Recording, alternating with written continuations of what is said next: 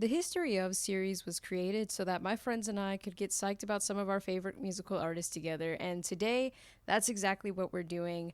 Me and my sister Amber are talking about Fall Out Boy, the first band we ever saw together live in concert, a band we've been obsessed with for a while now because we were really into that rock emo side of music back in high school, and we first heard this band ages ago because our dad used to play. Thanks for the memories a lot, but in 2013, when the band joined up together again, we started listening to the band again. So in this episode, we're going to talk a bit about the band's history, our history listening to the band, and why we love this band so much, and why their records still hold up over time. And at the very end, we're going to talk about what would be our best of Fall Out Boy songs if we were to just compile a playlist of all the best songs. And we have that linked in the description. So if you want to check that out, check out some of the best Fall Out Boy music. It'll be there, and enjoy this episode. I'm DJ Psyched, and you're watching the Get Psyched YouTube channel. Let's get psyched about YouTube.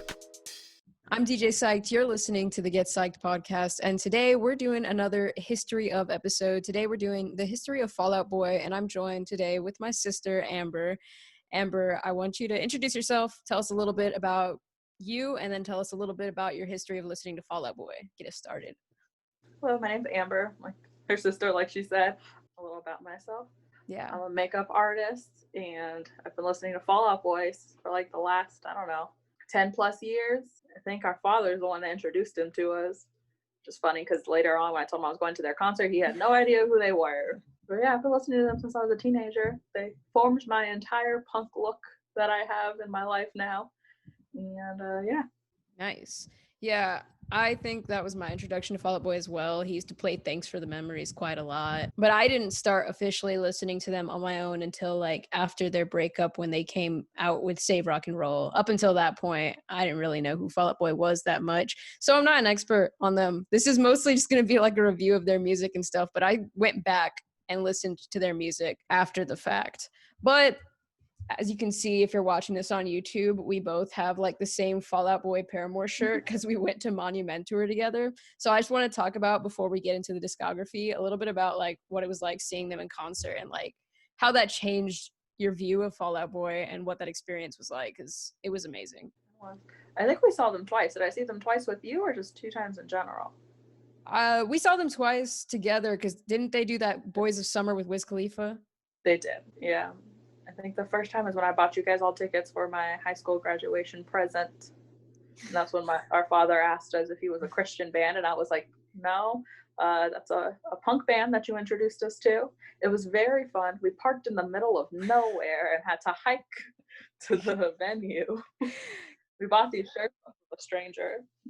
They definitely put on a great show. I think that was right after Save Rock and Roll came out, because it was when I graduated, and Save Rock and Roll I think came out in 2013, and I graduated 2014.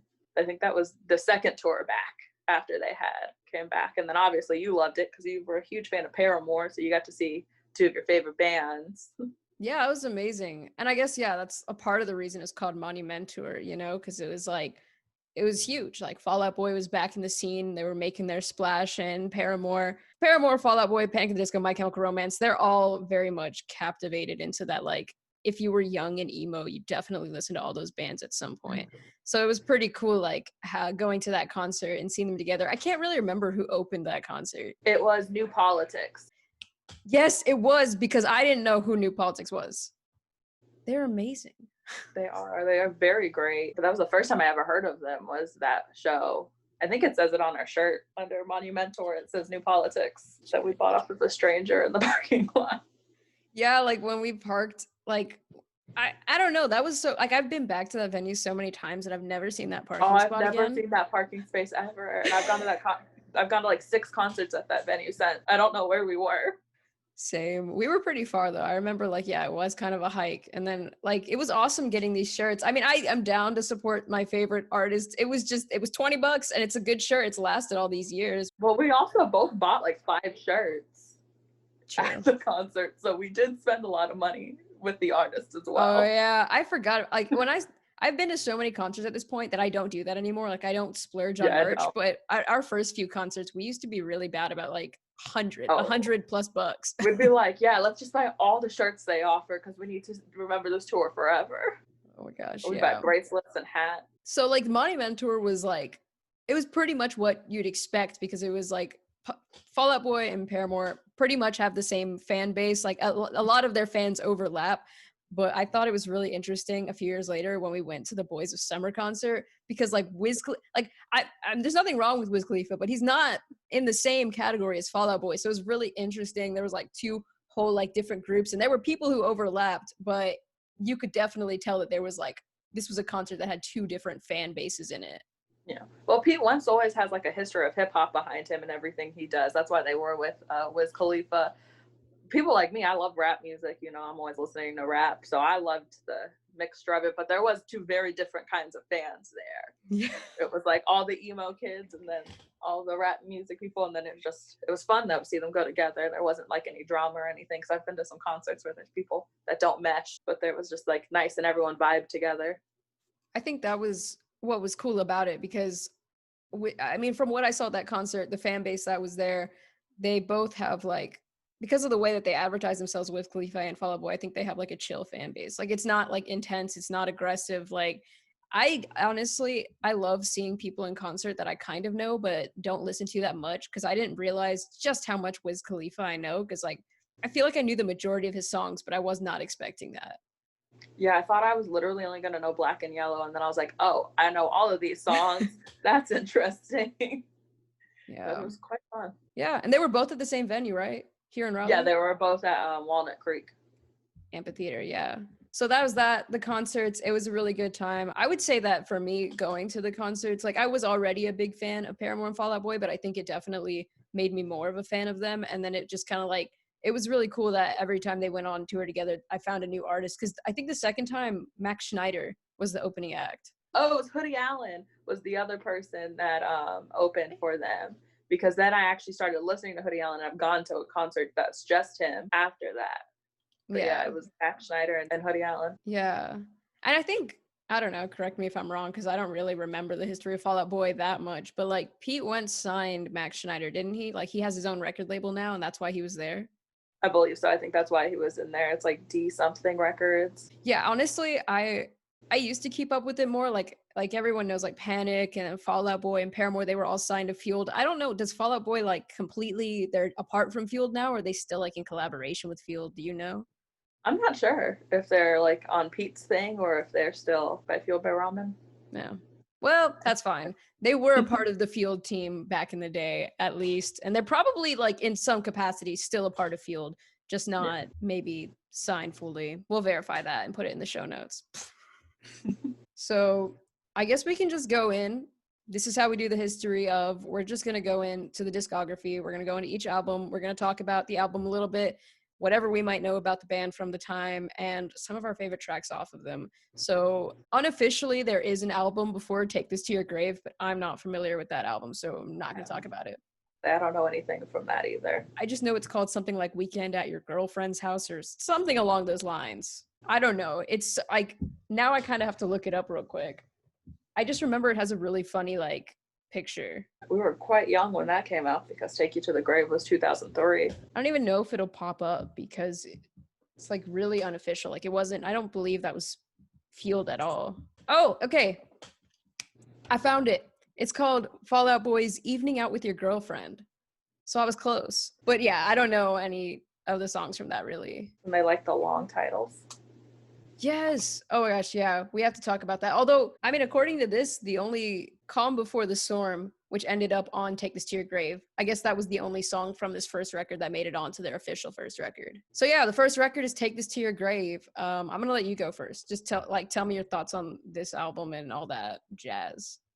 So that album, I don't actually listen to that much. I really only know one song off of it. That's like my like go-to song, which is the Grand Theft Autumn / Where Is Your Boy?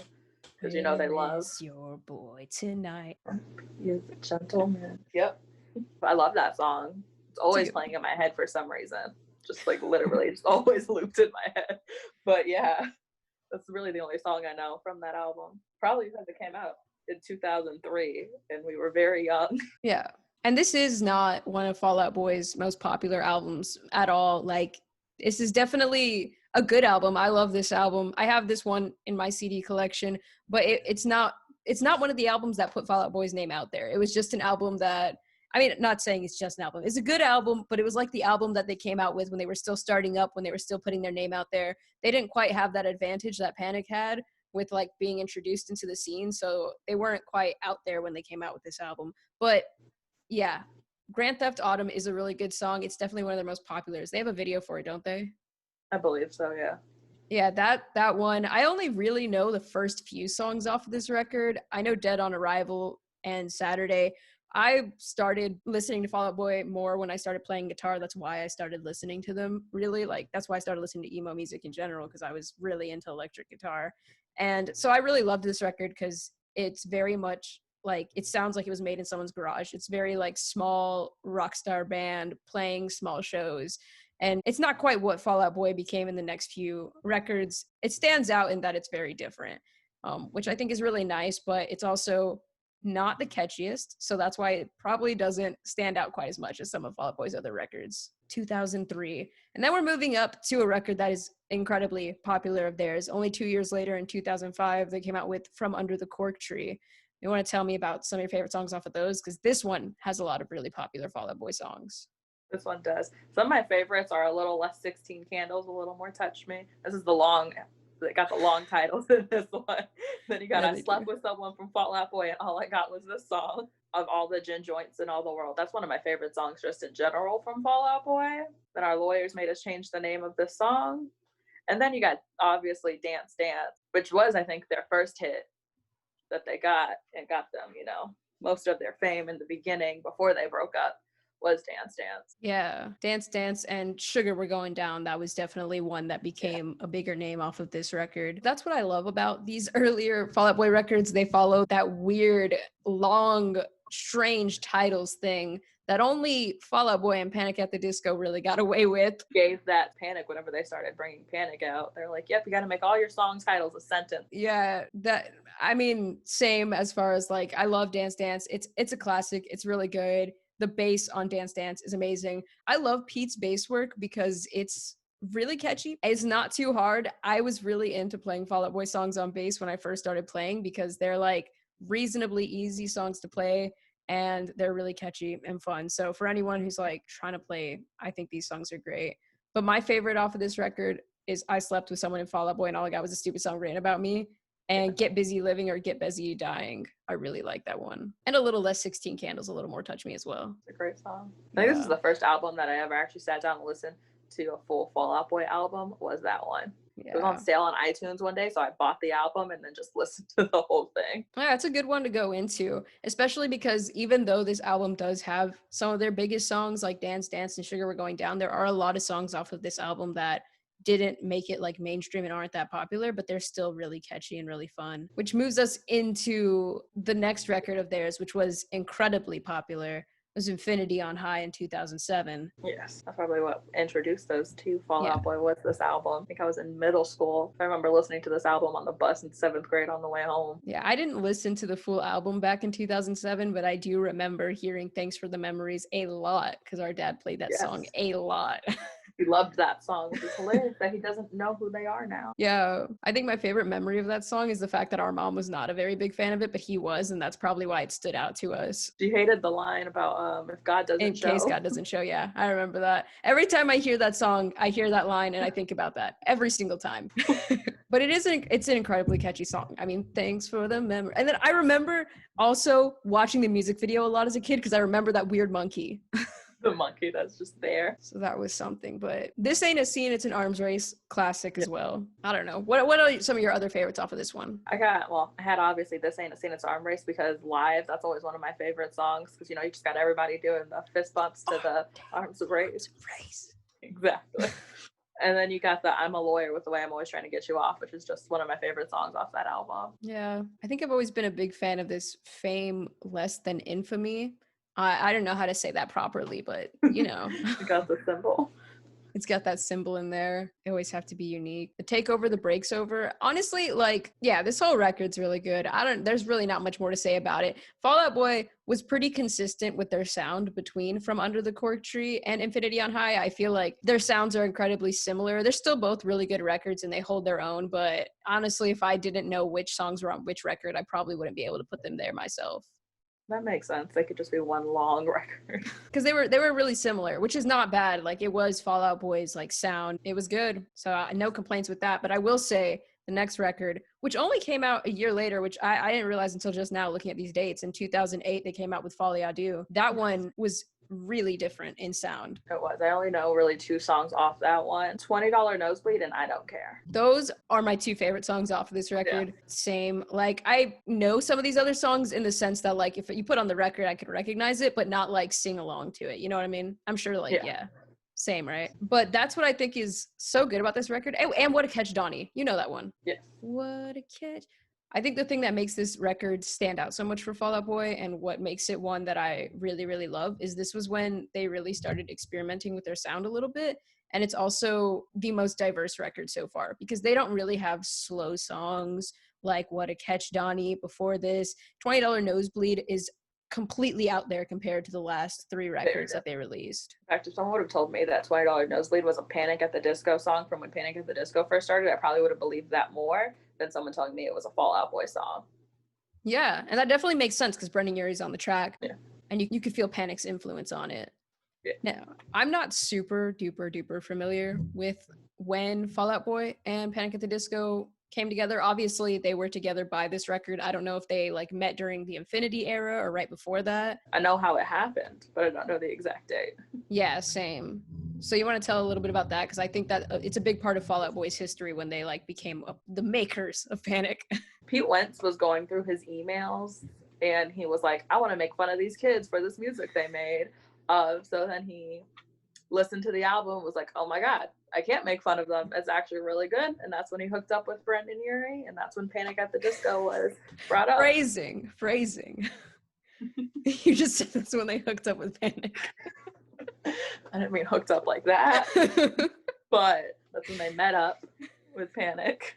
Yeah, it's really cool hearing their story of that. Like, yeah, Pete just kind of like they introduced themselves, Pete liked it, and they ended up together. And obviously Panic at the Disco is a name that is just as big as Fall Out Boy now, so that was a huge success for both of them. Like, I think they had mutual benefits from doing that together because it only made Fall Out Boy bigger and then it put Panic on the market. Definitely. This is a promo because I'm going to talk about the history of Panic at the Disco with David soon. But yeah, that's that record. I mean, me personally, I Don't Care is my favorite one off of this. I Don't Care is so... I've been listening to that all week since we've been talking about doing this podcast together.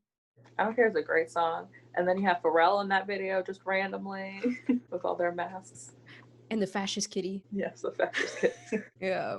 But before we move on to the next record, I do want to talk a little bit more about that track, $20 Nosebleed, because like I said, it is one of their like most different tracks up until this point. And it's also one of the most catchy tracks. Me and my friends in high school, David in particular, the one I'm going to do Panic at the Disco with, loves this song so much. We put it in the car and we would all go off to this song. It's insanely catchy and it's fun, and Brendan Urie's on it. So who couldn't love this track? That's true. Brendan Urie always makes everything so much more fun. And I guess a big thing that we have to mention, because after Folie à Deux, that was it. It was the end of Fall Out Boy.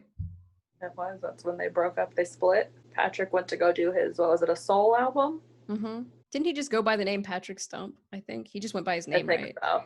I believe so. I just remember at that time he had like different hair.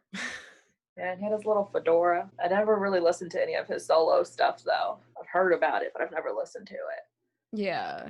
I listened to like a little bit of it back when I was like really getting into guitar and stuff. Like, this was after they got back together that I started listening to his solo stuff just because I was curious.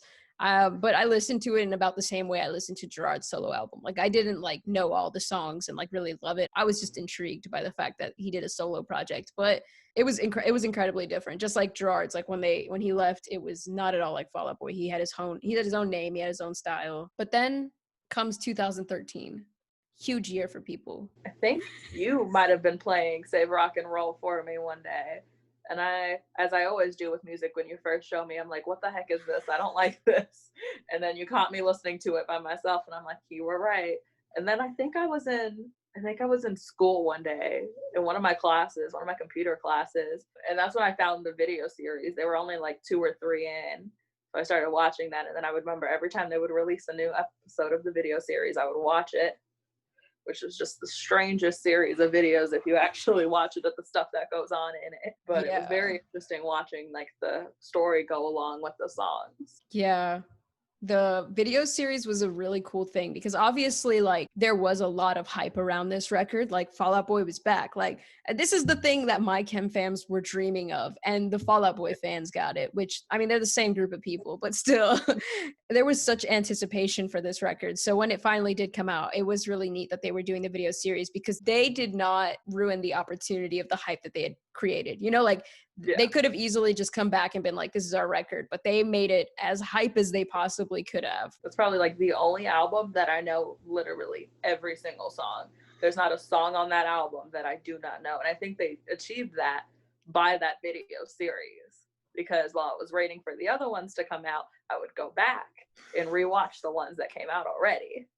Yeah. And same, this is the first Fall Out Boy record that I ever like really got in touch with every song. Like there's not a single song on this record that I can't bump. There's some I love more, and we'll talk about those in a second, like what our favorites were and stuff, but there isn't a song on this record that I couldn't listen to. They did a really good job of making them all bangers. They did. Like not a single one of them doesn't like have a vibe that you can just listen to at any time and just like increase your mood. Yeah. I don't know. I think this record is really where, like, I mean, obviously they all had a lot of time to grow as artists when they weren't a band for that amount of time. They all did different things. Like, I don't really know everyone's projects off the top of my head, so I can't say, but I know that every member was doing something else during this time. Yeah. Pete Wentz, he's always done like stuff on his own, but I think this is when he like started really getting into his own business and becoming like DCD2. That's what it's called. Yeah. DCD2, his studio that he made. Okay. That's too much like Eminem's thing. But anyways. I just remembered it because it was like during the Monument tour, they had it at like or not the Monument tour, the other tour, the Boys of Summer one. It was at the like front of the poster. Okay. But yeah, I'd say the strongest strong suit they have of this record, after like obviously they all had their chance to grow, is that this record is both diverse. There's a lot of different sounds and styles on this record. There's a lot of different paces of the music. Like you have your faster songs, you have your darker songs, you have your slower songs and your easier songs to go to. But then they also somehow perfected the art of being rock stars on this record with being like their own sound. They also brought back classic rock stars. You had Courtney Love in there and you had Elton John, but then they completely flipped it as well by having Big Sean on one of the songs and then bringing somebody completely new in, but Foxes, who didn't have a lot of like recognition at the time. So they just like went all across the board, but made all of them work so perfectly together. And I think that obviously like we can't go without saying it. That's why the title of this record is Save Rock and Roll. I think that they were definitely, I mean, I think like they were trying to make a statement about what rock and roll is. Rock and roll is changing. Get with the times. Rock and roll is not what it used to be. We're accepting of all kinds of music in here. We're going to make this something unique. Like rock and roll is not just what Fall Out Boy used to release. It's not just what bands used to release that were like Fall Out Boy. Rock and roll is evolving with the times. And that was like a huge statement they made by having so many different artists on this record, I think. That is a huge statement, because around that time, gatekeeping was really bad in the alternative scene. Like, oh, but there's not really any real rock anymore or any real punk anymore because of they're all died out and stuff. But they're like, nope, it's whatever we want it to be in the scene. Yeah. And that's what's so cute about the cover of this album. This is like the two little kids that are obviously very different on the front. And they're trying to say different doesn't matter. Rock and roll is about being together. Exactly. So I absolutely love this record. It's iconic at this point. Fall Out Boy has a lot of bangers that are really popular and will always be some of their most popular songs on the last few records. But this album is what I think of when I first think of Fall Out Boy. Yeah. So that was 2013. Now we're jumping into 2015, which honestly took a second for this record to grow on me, but I still love it. I remember when this album came out, I was in my room, like waiting for it. At midnight when they dropped it, and then I listened to like the entire thing right when it came out. I loved it from the first time it came out, but that's because I was just the most huge Fall Out Boy fan at this point. Yeah, no, at this point, like, at this point, I think we both had kind of separated in music a little bit. Not that we weren't listening to the same music, but you were like the Fall Out Boy fan of the house, and I was like the Paramore fan of the house. So I wasn't exactly like as on top of this record. I was on other records, but I do remember, what was the first song released off this one? I think it was Centuries, right? No. I think it was Centuries because that was the one that was on the Big Hero 6 soundtrack. No, that was Immortals. No, Immortals, sorry. Yeah. It was one of the ordered ones. Dun, dun, da, da, da, da, da, da. I don't remember the name of that song. What is it? Coffee? I don't. The one that Ma loves. Yeah. I remember Ma was like, Tom's Diner, yes. I remember Ma was like, that's Tom's Diner. I know this song. That's Tom's Diner. I mean, I love Tom's Diner now, but I didn't know that song before this one. That's true. I had no idea what it was. And then Ma was like, listen to it by itself. And I was like, oh, that is a really good song. Yeah, so I think that song actually really, it got me excited for this record, but I was like interested because it definitely, Centuries was incredibly different from what was released on the last record and what they've done in the past. Which is in tune with their, no matter what our sound changes, we're still going to be rock or punk, however you want to define it yourself. We still stay with what we are, but we can change our sound as much as we want. Yeah. And it was cool, like, them sampling Tom's Diner. It was that, this song still gets me because that is just the most catchy hook in the world. Yeah. But you are right. This record also has Immortals, which was made even bigger than it already was because of the fact that it was on Big Hero 6. Yeah. It worked really well with that movie and like how they put it in there. It wasn't just like a song that they threw into a movie. It worked very well with like what was going on. Yeah. And I mean, I'm not like the world's biggest Big Hero 6 fan, but I connect this song with the movie very much. Like, it's definitely like the standout song from that movie. I think most people feel that way too. I'm pretty sure the whole reason I watched that movie was because of the fact that I knew that song was for the movie.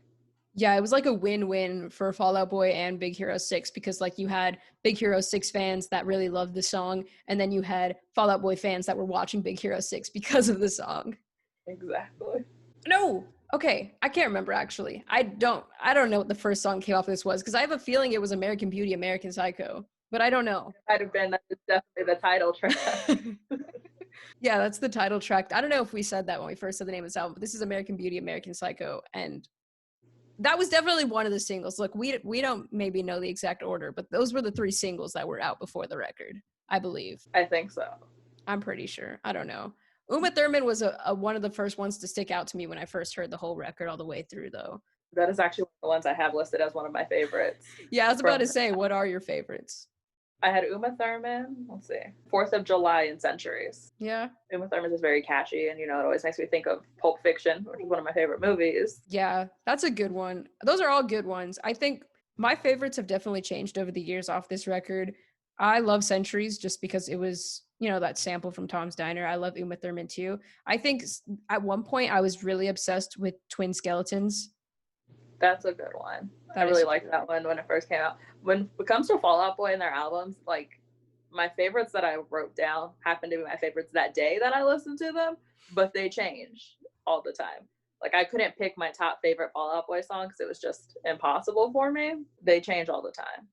Yeah. And that's just how it is with bands who have like a lot of really good songs. Like, you kind of love them all, and it just depends on what mood and what phase you're in, which one's gonna like connect with you at the time. Yeah. Because I don't know. I feel like right now I'd probably vibe most with Favorite Record and Twin Skeletons, but I also was obsessed with Immortals when it came out, like a lot of people were. Favorite Record is great. That's always like one of my favorite songs. It's gonna sound weird to do my makeup to because it gives me like inspiration to be more punky in my face, which sounds really weird. I listen to certain songs when I want to make my face look a certain way, but that's one of my favorite ones when I'm like, yeah, I want to look super punk rock today, so then I'll listen to that song. Yeah. And they follow the interesting theme of having a kid on the cover of their album for this one too. They do. But yeah, that was a different era for Fall Out Boy. I mean, in a sense, like, yeah, it's a not in a sense, it is a really good follow-up to Save Rock and Roll. It definitely kind of followed the guidelines that were set by Save Rock and Roll, but it still stood out enough. This is the point in Fall Out Boy's career, I think, just in my opinion, like once we get to Save Rock and Roll and we get to American Beauty, American Psycho, this is where you can really, really differentiate the music, and Folly I Do. So like after their first 3 records, the next 3 records, those all are very clear as far as what songs would belong on which. Like they're very much cohesive and different like that. It does make sense. You can definitely have a blocking of this goes with this and this goes with that. Yeah. They have their own sound and style. And I mean, and maybe we also are a little biased because we were more connected to the band during these records and we were listening to them in real time. So we kind of have a different vibe and a feel for each of them. That is very true. Although this is where things are going to get interesting as far as trying to talk about the history of Fall Out Boy, because I think we can both agree that after this record, we weren't as in touch with the band anymore. That's true. That's when Mania comes up, and with Mania, I don't know much of their songs. I listened to the whole album once, as I do with every Fall Out Boy album that comes out, but nothing really grabbed me as much as they do in the other albums. It wasn't a bad album per se. It just didn't have that catching feeling for me. Yeah, and I think definitely I would never say this is a bad record, and I talked about this a long time ago on the podcast for an episode that I did on Selling Out, and I don't think, because I've heard a lot of people say it like, oh, Fall Out Boy, you know, they kind of sold out, or like their sound is not what, like, it, you know, like people just bashing on Fall Out Boy for this album, or hearing people that just didn't enjoy it not saying nice things about it. I think that Fall Out Boy was doing what Fall Out Boy wanted to do. Fall Out Boy has always, since they came back, been on a mission to redefine rock and roll for themselves, to make the music that they love. And I think it's a good record, but it also didn't resonate with me. Just, it wasn't where I was at musically when it came out, and I did not give it the full listen. I'll be honest, I listened to a few of the songs that, like, I kind of like briefly went through it. You know, I didn't listen to every single song all the way through, but I skimmed and scanned. I like Hold Me Tight or Don't. That song is catchy. That song is fun.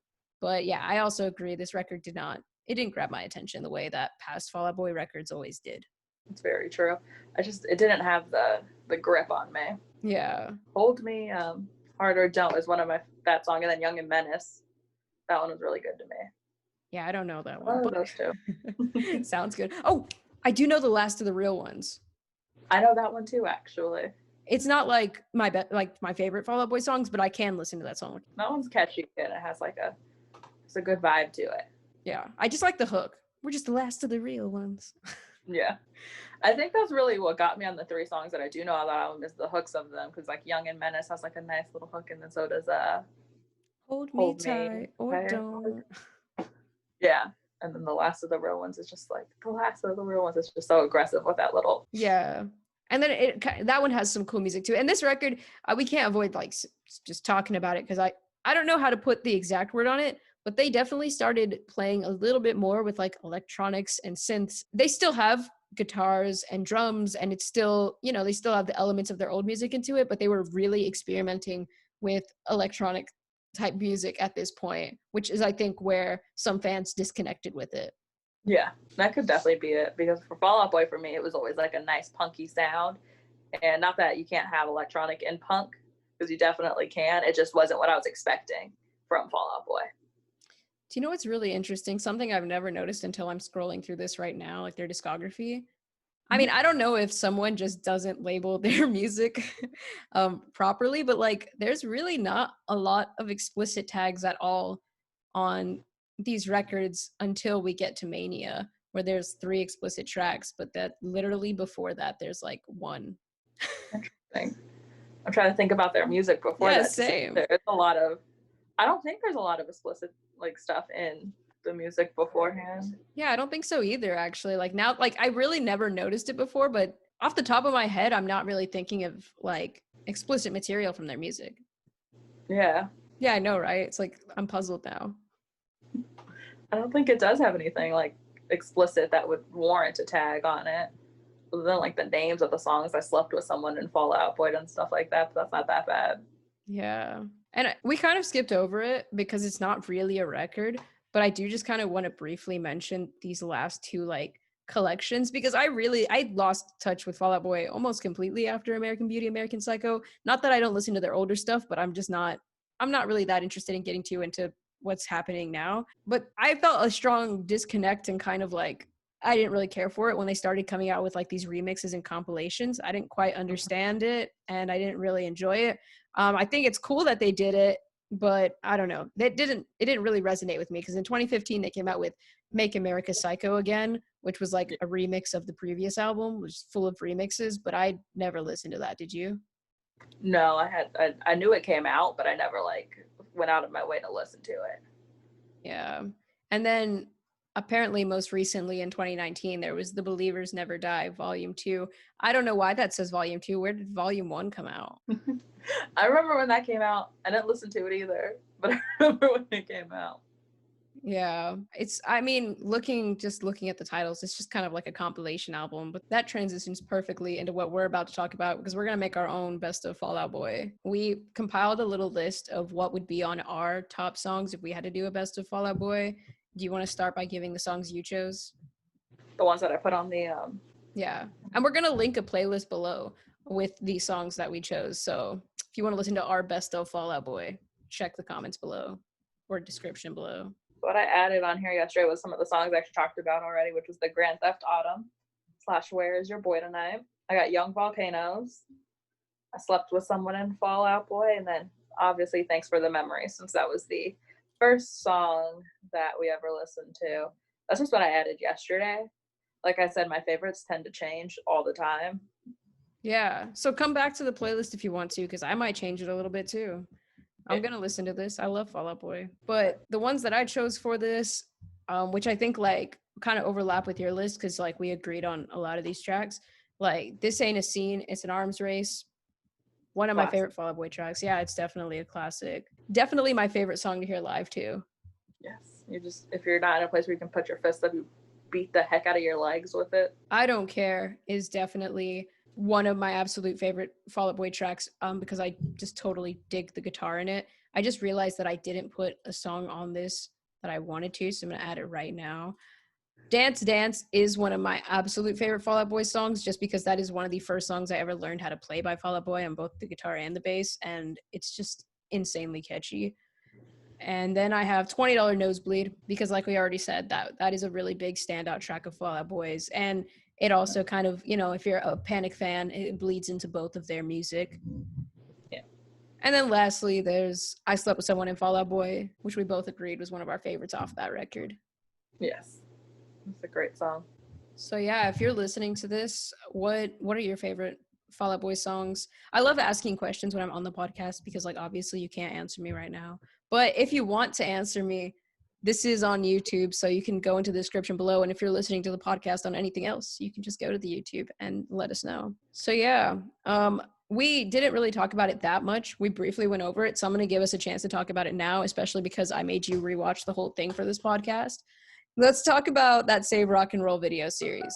Yes, actually, we watched it this morning to keep it fresh. It was definitely interesting. I hadn't seen it in such a long time that it was like almost watching it like you knew. They had the children involved in it that they had in there, which kind of like you had the kids all the way to, like I said, Courtney Love and Elton John, which in like my head sort of like portrayed like the kids that are now getting into the whole punk rock / rock scene, to the originals. Well, not originals, but the closest to originals you can get alive now of the rock scene, like bridging the gap. And then you have Patrick Stump having to go through to kill the band, but then save it in the end, which was definitely interesting.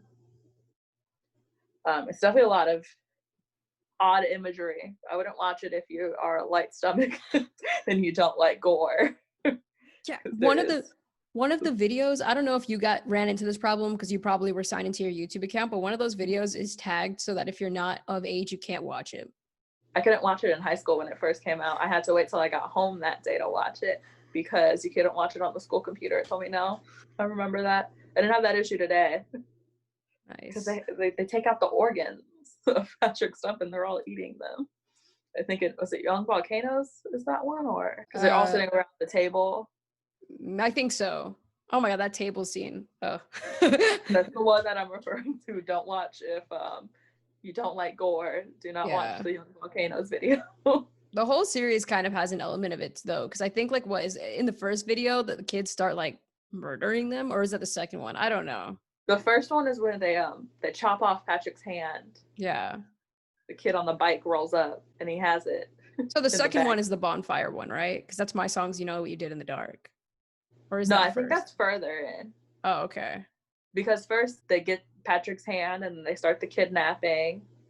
And then I think is when they all get together and they do the dinner scene beforehand. Because you can watch it. They have one video that's like a 49-minute video of all of it through, which is what I watched today. And then you go to Young Volcanoes, and then they're fighting, which is the bonfire one you're talking about, and they're all fighting in the thing. And then you got 2 Chainz coming up for some reason and burning all their albums, with the other 2 girls burning the albums. And then Foxes saves them afterwards, just to turn back and make the hypnosis that Patrick stumped. And that's when he murders. Who does he murder again? Was it Auntie? No, he doesn't murder. He murders Joe. Joe? Okay, yeah. He like gets his hook hand and gets him real good. It goes to, I don't know if that's, I think it's hell. I honestly don't understand the scene with Elton. I don't know. It was Elton John is God, right? Yeah, I think that's what he's supposed to symbolize, but it's just weird because like before the whole, like, I don't know, the whole series is just completely different from the one with Elton John. It's like, I mean, it mashes in because you get that like symbol thingy, which I mean, it's just so epic to watch all those videos and then go to their concert. Like, I'm pretty sure at Monument Tour, didn't they have that thing like rise out the ground? I think so. They have like parts of the videos playing in the background while they were going through the album. Yeah, that was a really good concert. That was one of the best concerts I've been to. I think that was our first real concert we ever went to. Than like our Christian concert. Yeah, it was like the first concert we ever went to where one artist headlined, because we always went to like those compilation concerts. Yeah, but I think you summed it up pretty well. Honestly, I can't say much more about the video series. It's crazy, it's weird. If you're okay with that, then watch it. It's fun. It's a good way to listen to the album, and it is. It's in a different order from the album. It's kind of interesting, like if you listen to the record all the way through and then you watch the video series, they switch the order to match the music and what's happening. But it's, I mean, correct me if I'm wrong, but I think it was meant to be some like crazy art version metaphor for what the album stood for.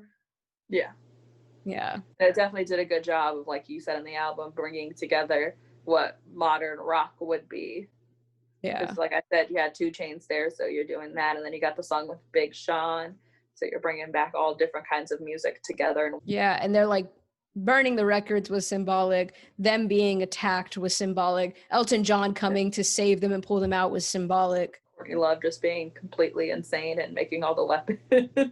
Yeah, if you listen to Fall Out Boy's past albums, I didn't point it out on any of the spots because I can't remember exactly what specific songs they were, but I know that Pete Wentz has a fun way of being emo and a little dramatic. Like at the end of the song, sometimes he'll have like those like little phrases and stuff. You can tell he likes metaphors and like being a little over the top, but that's kind of what makes Fall Out Boy fun. It's what made the video series fun. That is definitely true. Yeah. So, I mean, that's all I really have left to say about Fall Out Boy. Do you have any final words or thoughts on the band? Or no, I think we covered pretty much everything about Fall Out Boy.